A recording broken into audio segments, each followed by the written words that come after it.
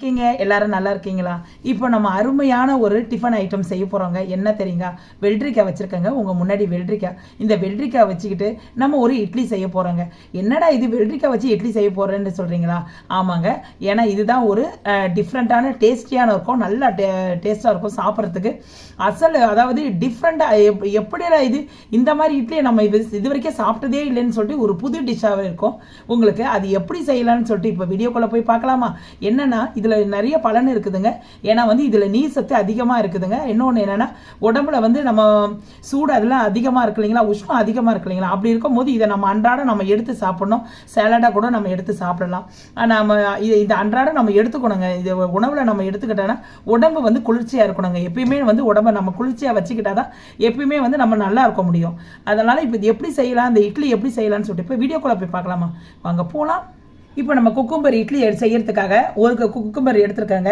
நல்லா கொஞ்சம் பெருசாக பார்த்து ஒன்று எடுத்துங்க. உங்களுக்கு எவ்வளோ வீட்டை இருக்கிறாங்களோ அதுக்கு தகுந்த மாதிரி நீங்கள் குக்கும்பர் எடுத்துக்கலாம். இப்போ இந்த குக்கும்பரில் மேலே இருக்க இந்த இந்த சைடில் இருக்கிற காம்பையும் இந்த சைடில் இருக்கிற காம்பையும் கிள்ளிடுங்க.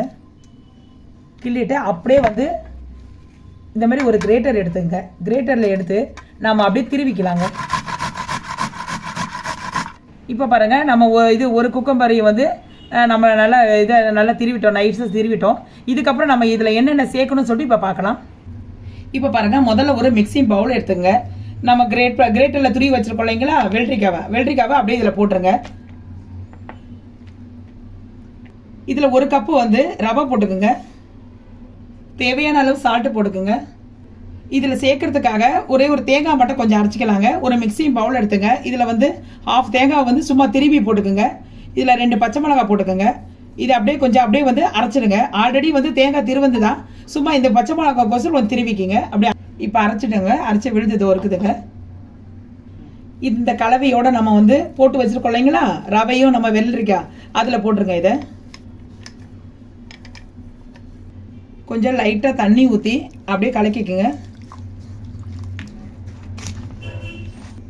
எல்லாம் பாருங்க, இதே மாதிரி நல்லா கலக்கி ரெடி பண்ணி வச்சுக்கோங்க.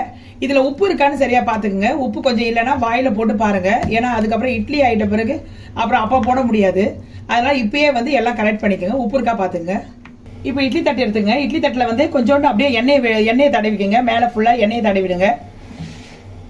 இப்போ பாருங்கள், அப்படியே எடுத்து கொஞ்சம் அப்படியே மாவு எடுத்து இதை பாருங்கள், இதில் அப்படியே அப்படியே ஃபுல்லாக ரேப் பண்ணி விட்டுருங்க. நம்ம அப்படியே இட்லி ஊற்றுற மாதிரி தான். அப்படியே இது பாருங்கள். நான் உங்கள்கிட்ட ஊற்றிட்டு காட்டுறேன். நான் இப்போ இட்லி குண்டா தண்ணி கொஞ்சம் வச்சுருங்க. தண்ணி நல்லா கொதிக்குது. அப்படியே நம்ம இட்லி உள்ளே வச்சிடலாம். தான் பாருங்கள், 3 தட்டு வச்சுட்டேன். எனக்கு 6 தட்டு கொத்து. இது அப்படியே மேலே ஒரு 3 தட்டு. இப்போ நல்லா மூடி வச்சுருங்க. ஒரு 10 நிமிஷம் கழித்து நம்ம பார்க்கலாம். இப்போ 10 நிமிஷம் ஆயிடுச்சுங்க. நம்ம எடுத்து பார்க்கலாம்.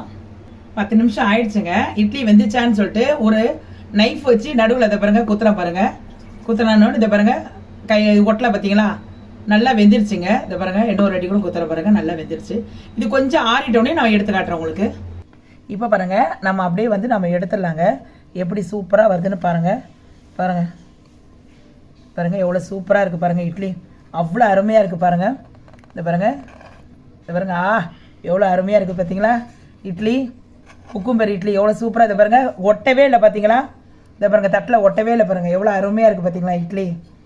நீங்களும் செஞ்சு சாப்பிட்டு பாருங்கள் ஃப்ரெண்ட்ஸ். இப்போ பாருங்கள், செம சூப்பரான குக்கும்பர் இட்லி நான் ரெடி பண்ணிட்டேங்க. நீங்களும் இதை வீட்டில் செஞ்சு பாருங்கள். ஒரு நைட் டின்னருக்கு செம சூப்பராக இருக்குங்க.